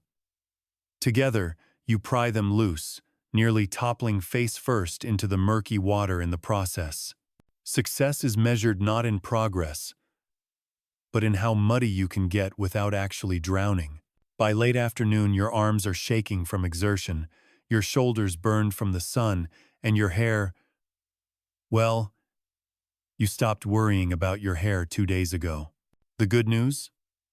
Water is finally flowing through the canal, again, albeit slowly, like a reluctant guest at a bad party. People cheer as the blockage clears, and muddy water begins trickling away from the city streets, inch by stubborn inch. The high priest, surveying from a dry perch, offers a rare nod of approval. You sit down on the nearest dry patch of stone, peeling off your sandals to dump out half a pound of silt. Mudball trots over, flops beside you, and immediately rolls onto his back, demanding belly rubs like he's the hero of this whole operation. You oblige. He's earned it too. The air feels different now. Not just less humid, but lighter somehow. Like the whole city is breathing easier. You lean back on your elbows, gazing up at the now clear blue sky. A few thin clouds drift lazily past, pale and harmless. The smell of wet earth still lingers, but now it's mingled with cooking fires, voices raised in laughter, and the faint, sweet scent of someone grilling onions nearby. Dagon flops down beside you with a tired groan. "Well," he says, "if nothing else, I'm gonna sleep like a rock tonight." You grin. On a rock, more likely. Fair point. As the sun begins to set, the city of starts to look almost normal again. The market square hums with cautious activity. Children play in shallow puddles. Merchants set up temporary stalls on the drier patches of road. Even the priests seem more relaxed, gathering near the temple gate to light the evening lamps and offer prayers of thanks and no small amount of relief. You sit there, watching it all unfold, legs stretched out, covered in mud, exhausted to your bones, but strangely content.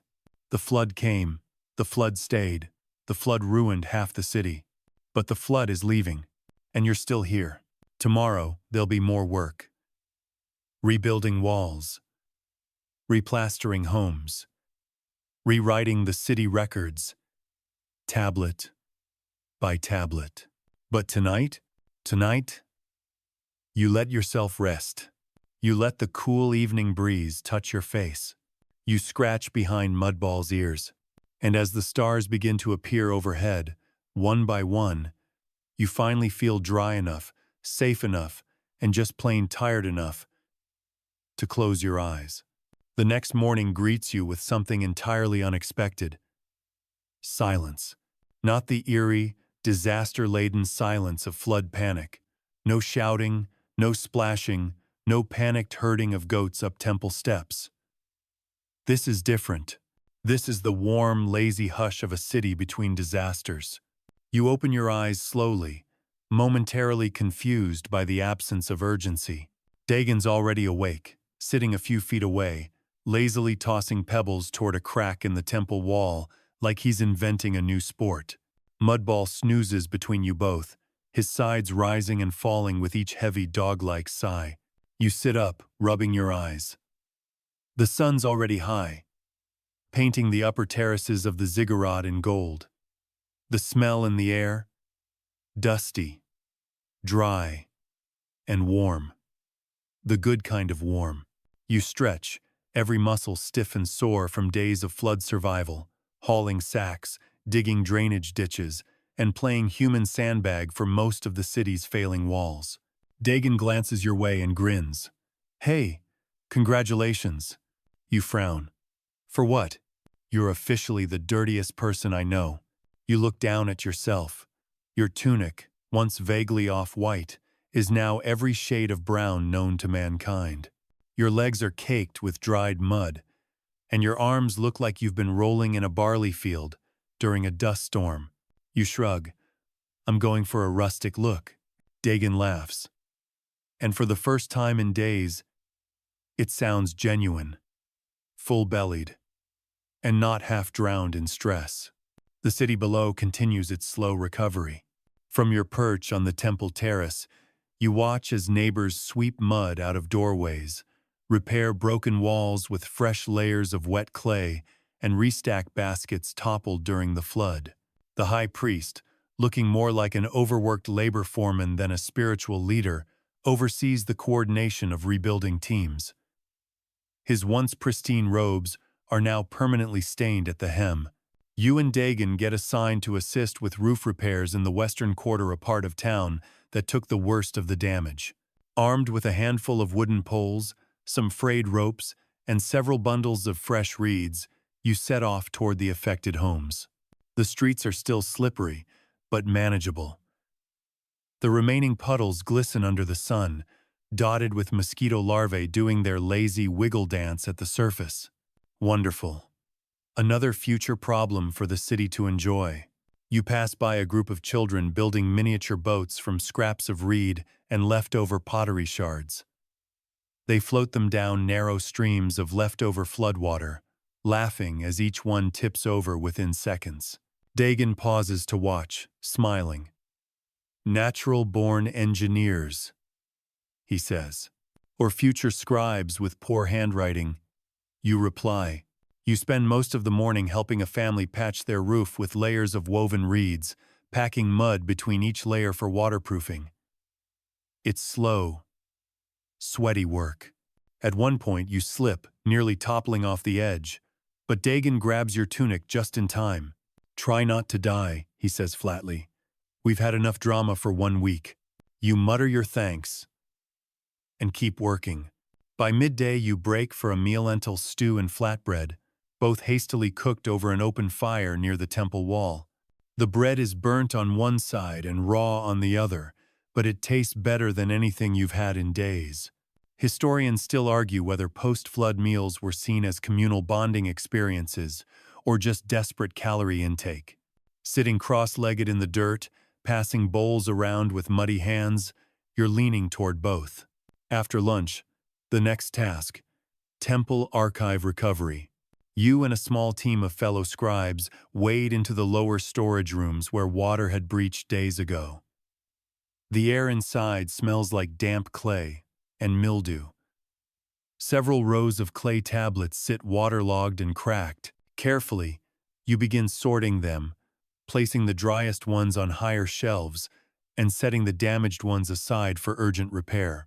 Each one carries lists of grain shipments, temple offerings, livestock counts, records of daily life now smeared, faded, and fragile. You trace your fingers over the faint cuneiform impressions on one particularly battered tablet. The text is nearly gone, but you catch a few words: measure of barley, shipment to Nippur, priestly record. You sigh, placing it gently in the salvage pile. Outside, the sound of hammering echoes through the streets as carpenters begin rebuilding scaffolding for the most damaged buildings. Dagon appears beside you, holding a handful of half-salvaged scrolls.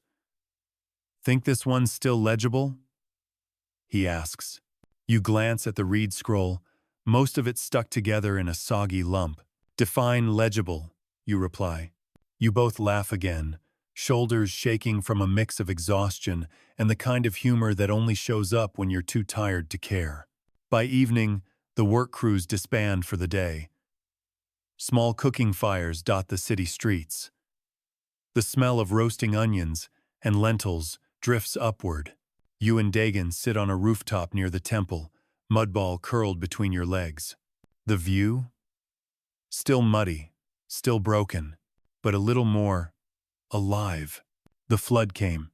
It carved through your streets, swallowed your homes, and turned daily life into a sloppy, waterlogged nightmare. But now, the river retreats, and what's left behind? Mud, laughter, complaints, new stories to tell, old ones to remember. You lie back, watching the first stars appear, and for the first time in days, your body lets go of its constant fight-or-flight hum. Tomorrow will bring new jobs, new repairs, new things to shovel. But tonight, you close your eyes and drift. Morning arrives with a soft breeze. For the first time in over a week, the air feels clean, crisp. You breathe it in like it's the first meal you've had in days. The smell of wet earth still lingers, sure, but now it's edged with something brighter: dry reeds, Sunday-warmed clay, the faintest hint of salt from the nearby riverbanks. You sit up slowly, blinking sleep from your eyes. Your muscles still ache everywhere, but it's a manageable sort of ache now. The ache of hard work, not panic. Dagon's already up, squatting near the edge of the terrace, tossing bits of old brick at a target he's drawn in the dirt. "Morning," he says without turning around. "Is it?" you mumble. He chuckles. "Well, it's not raining, nobody's screaming, and my sandals are only half covered in mud. I'll take the win." You grin, pulling yourself to your feet. Down below, hums with the sound of rebuilding. Merchants shout across drying streets, calling out discounts on flood-damaged goods. Scribes haul clay tablets to sunny courtyards, carefully laying them out to dry and inspecting them for damage. The temple boys are already back to sweeping the ziggurat steps with long reed brooms, as if erasing the last muddy footprints will somehow undo the past week. It won't, but still, it's nice to pretend. Your first task of the day? Helping with debris removal in the Eastern District. Armed with a wooden rake and a lot of misplaced optimism, you and Dagon spend the morning hauling broken pottery, splintered roof beams, and one very confused chicken out of what used to be someone's courtyard. The chicken follows you both for the next hour, loudly protesting the entire time. Dagon names her Survivor. It feels fitting. The sun climbs higher, turning the streets warm and dusty for the first time in days. Steam rises from drying mud. Children splash barefoot through the shallow puddles, still lingering in shaded corners. Someone starts playing a flute on a nearby rooftop, a slow, wandering tune that floats down like a sleepy conversation between the city and the sky. You pause, rake in hand, letting the music drift over you. For a moment, it almost feels peaceful, but the work continues. By midday, you and Dagan join a team tasked with clearing debris from the outer city wall, the very same wall that cracked and collapsed during the worst of the flood. You stand at the breach site, staring at the gaping hole where bricks once stood tall and defiant. Well, Dagan says, hands on hips, it's definitely a hole. Excellent observation, you reply. You both get to work, hauling loose bricks into piles for later reuse.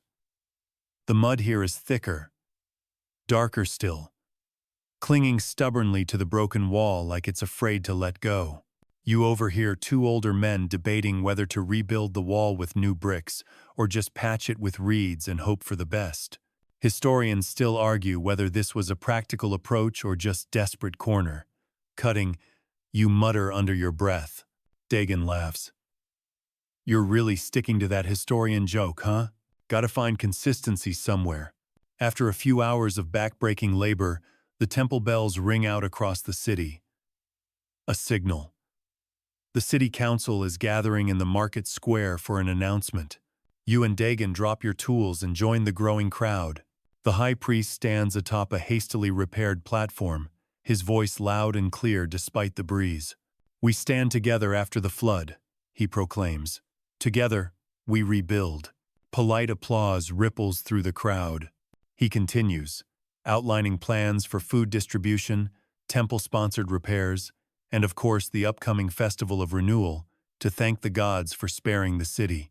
Details about new tax levies are carefully glossed over. You glance at Dagan. Think there'll be free beer? Only if the gods are feeling generous. The speech ends with another round of applause, this time louder, more genuine. People disperse quickly, returning to their repairs, their trades, their endless cleaning. You and Dagan head back toward the ziggurat, pausing near the base where Mudball waits, tail wagging furiously. As you reach down to scratch behind his ears, a group of temple boys rushes past, laughing and splashing through what's left of the shallow puddles. You sit on the edge of the lowest terrace, swinging your legs over the side, staring out at the city you nearly lost. Isn't perfect. It's cracked and tired, and still smells faintly of goat. But it's home. You lean back on your elbows, soaking in the sun, letting your mind drift. The sound of hammers, laughter, and distant flutes fills the air like background music, written just for this weird little slice of history you're living through. And for the first time in days, maybe weeks, you realize you're not thinking about the next disaster. Not right now. Right now, you're just here, breathing, listening, alive. By the following afternoon, feels almost normal. Well, normal in the way a city can feel after being half drowned, half collapsed, and entirely inconvenienced by the worst flood anyone's seen in years. The streets are no longer rivers, just very muddy footpaths now. Merchants reopen their stalls, spreading out surviving goods in the sun to air out the smell of floodwater. Children chase each other with sticky handfuls of leftover barley paste. Even the temple scribes, normally so serious and stiff, are laughing as they rewrite ruined records from memory. You and Dagan spend the morning helping to rebuild a neighbor's outer wall. The bricks are still soft, the mud more sludge than mortar, but with enough reed supports and sheer stubbornness, the wall takes shape.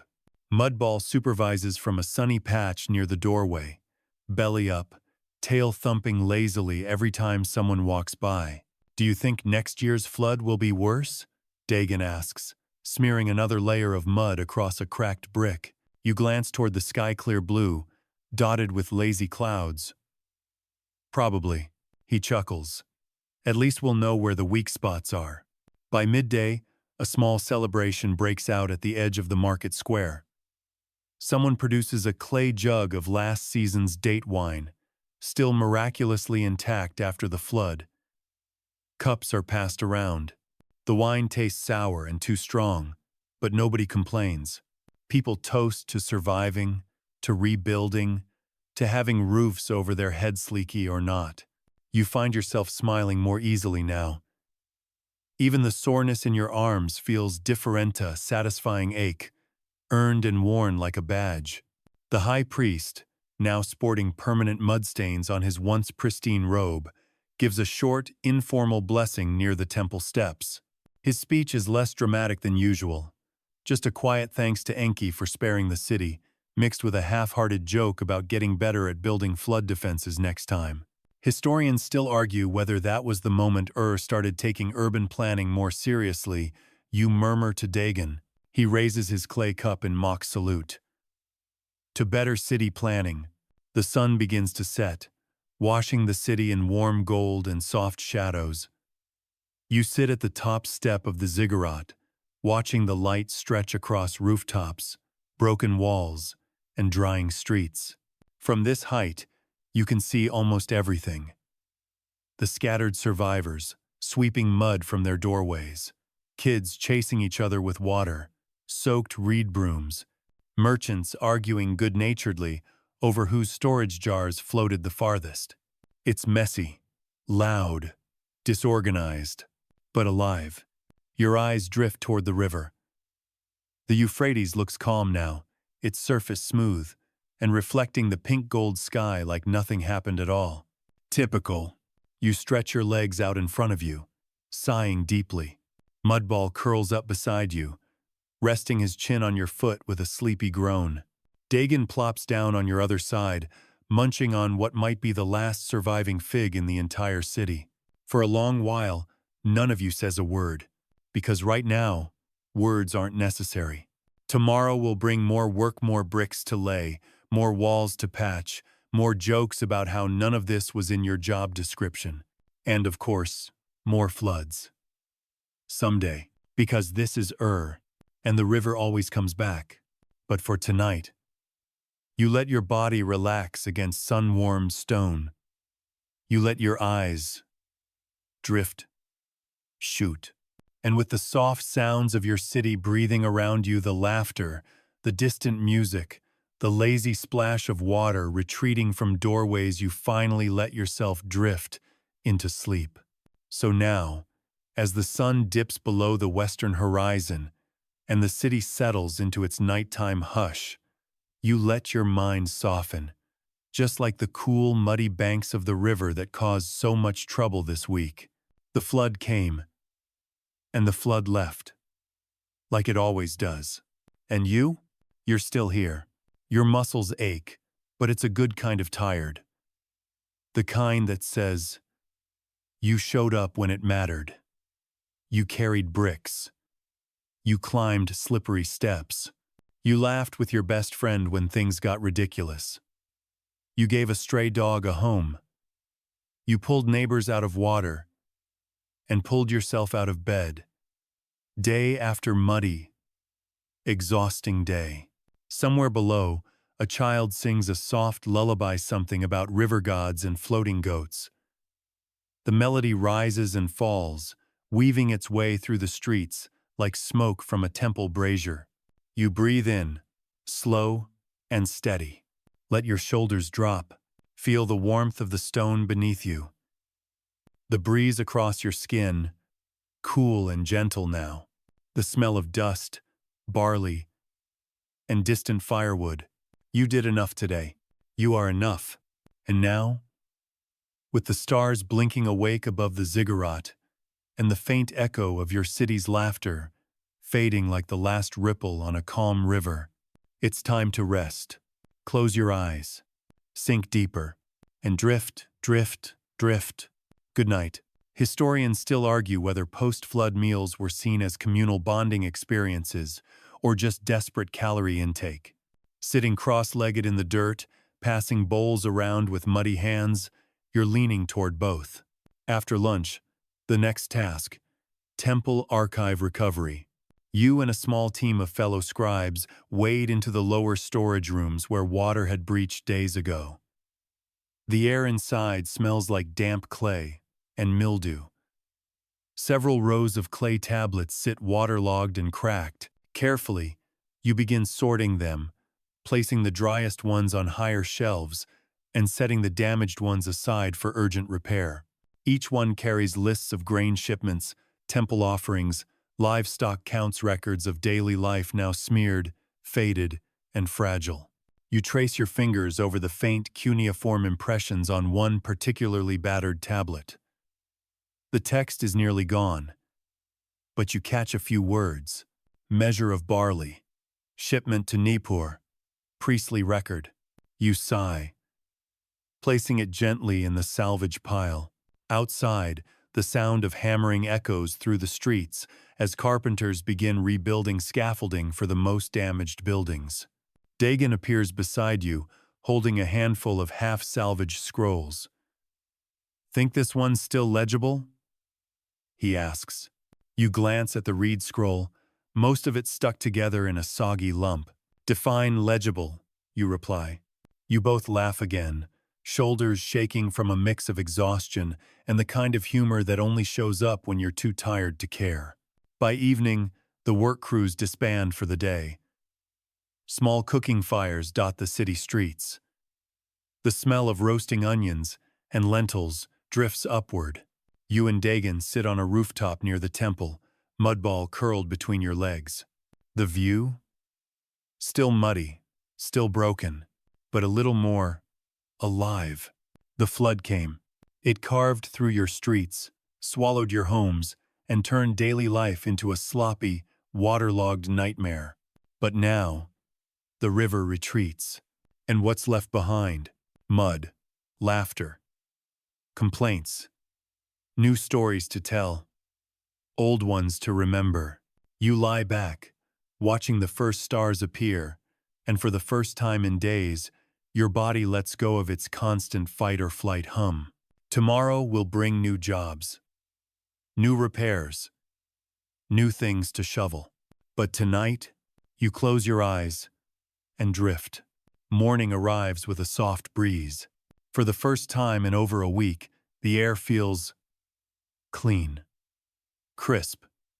You breathe it in like it's the first meal you've had in days. The smell of wet earth still lingers, sure, but now it's edged with something brighter. Dry reeds, Sunday-warmed clay, the faintest hint of salt from the nearby riverbanks.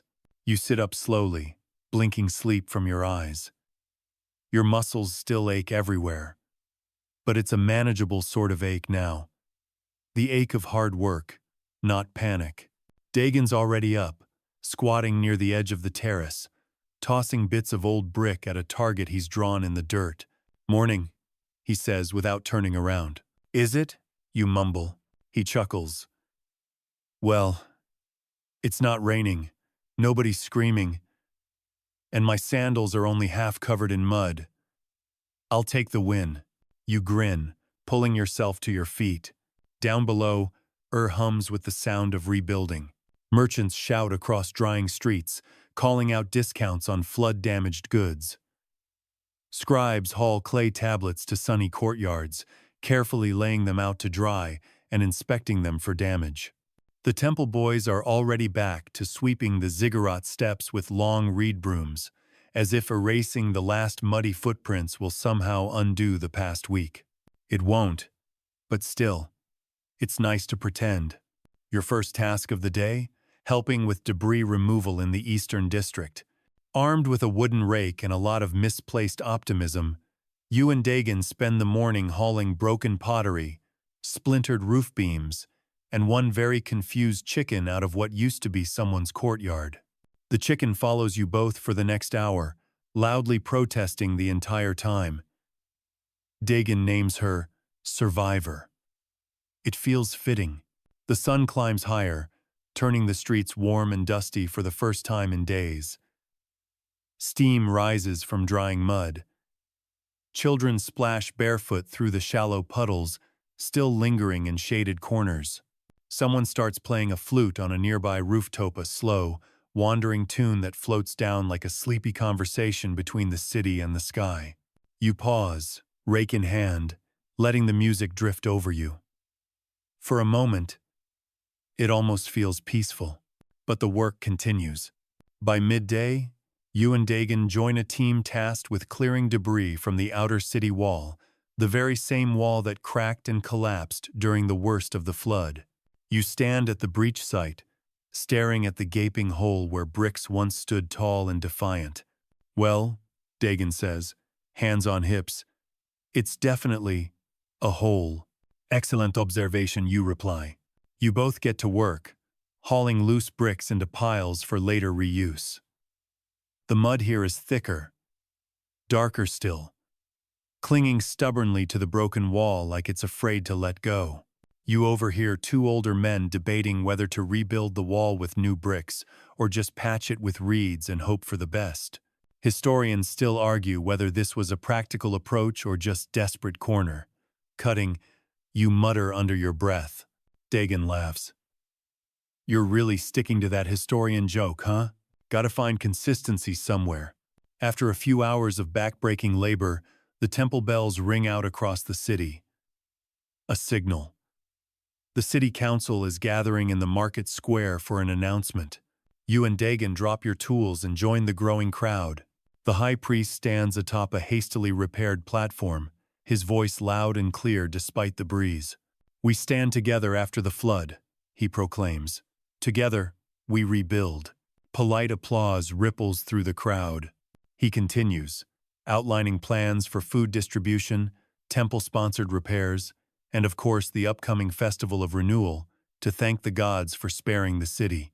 Details about new tax levies are carefully glossed over. You glance at Dagan. "Think there'll be free beer?" "Only if the gods are feeling generous." The speech ends with another round of applause, this time louder, more genuine. People disperse quickly, returning to their repairs, their trades, their endless cleaning. You and Dagan head back toward the ziggurat, pausing near the base where Mudball waits, tail wagging furiously. As you reach down to scratch behind his ears, a group of temple boys rushes past, laughing and splashing through what's left of the shallow puddles. You sit on the edge of the lowest terrace, swinging your legs over the side, staring out at the city you nearly lost. Isn't perfect. It's cracked and tired, and still smells faintly of goat. But it's home. You lean back on your elbows, soaking in the sun, letting your mind drift. The sound of hammers, laughter, and distant flutes fills the air like background music, written just for this weird little slice of history you're living through. And for the first time in days, maybe weeks, you realize you're not thinking about the next disaster. Not right now. Right now, you're just here, breathing, listening, alive. By the following afternoon, feels almost normal. Well, normal in the way a city can feel after being half drowned, half collapsed, and entirely inconvenienced by the worst flood anyone's seen in years.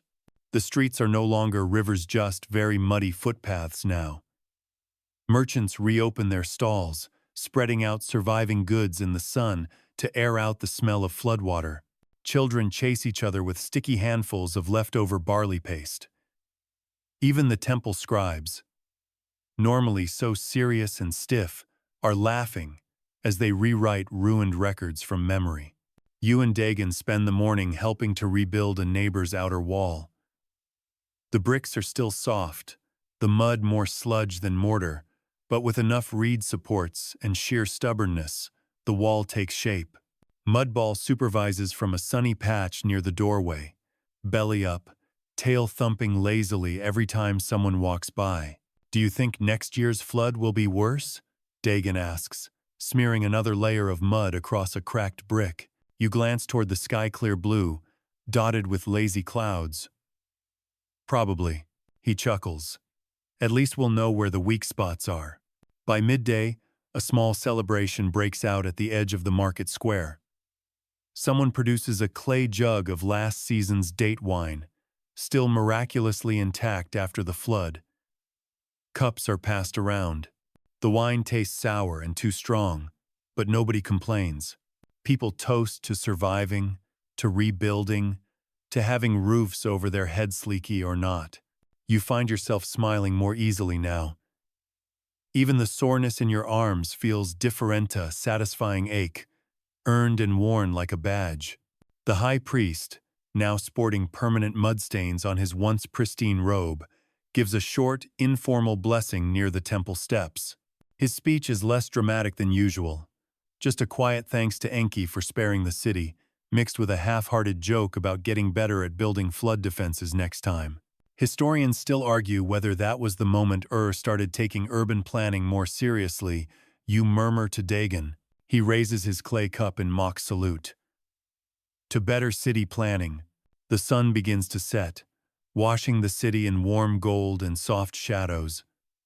You sit at the top step of the ziggurat, watching the light stretch across rooftops, broken walls, and drying streets. From this height, you can see almost everything. The scattered survivors, sweeping mud from their doorways, kids chasing each other with water, soaked reed brooms, merchants arguing good-naturedly over whose storage jars floated the farthest. It's messy, loud, disorganized, but alive. Your eyes drift toward the river. The Euphrates looks calm now, its surface smooth, and reflecting the pink-gold sky like nothing happened at all. Typical. You stretch your legs out in front of you, sighing deeply. Mudball curls up beside you, resting his chin on your foot with a sleepy groan. Dagon plops down on your other side, munching on what might be the last surviving fig in the entire city. For a long while, none of you says a word, because right now, words aren't necessary. Tomorrow will bring more work, more bricks to lay, more walls to patch, more jokes about how none of this was in your job description. And of course, more floods. Someday, because this is and the river always comes back. But for tonight, you let your body relax against sun-warmed stone. You let your eyes drift, shoot. And with the soft sounds of your city breathing around you, the laughter, the distant music, the lazy splash of water retreating from doorways, you finally let yourself drift into sleep. So now, as the sun dips below the western horizon and the city settles into its nighttime hush, you let your mind soften, just like the cool, muddy banks of the river that caused so much trouble this week. The flood came, and the flood left, like it always does. And you're still here. Your muscles ache, but it's a good kind of tired. The kind that says, you showed up when it mattered. You carried bricks. You climbed slippery steps. You laughed with your best friend when things got ridiculous. You gave a stray dog a home. You pulled neighbors out of water and pulled yourself out of bed. Day after muddy, exhausting day. Somewhere below, a child sings a soft lullaby, something about river gods and floating goats. The melody rises and falls, weaving its way through the streets like smoke from a temple brazier. You breathe in, slow and steady. Let your shoulders drop. Feel the warmth of the stone beneath you. The breeze across your skin, cool and gentle now. The smell of dust, barley, and distant firewood. You did enough today. You are enough. And now, with the stars blinking awake above the ziggurat, and the faint echo of your city's laughter fading like the last ripple on a calm river, it's time to rest. Close your eyes, sink deeper, and drift, drift, drift. Good night.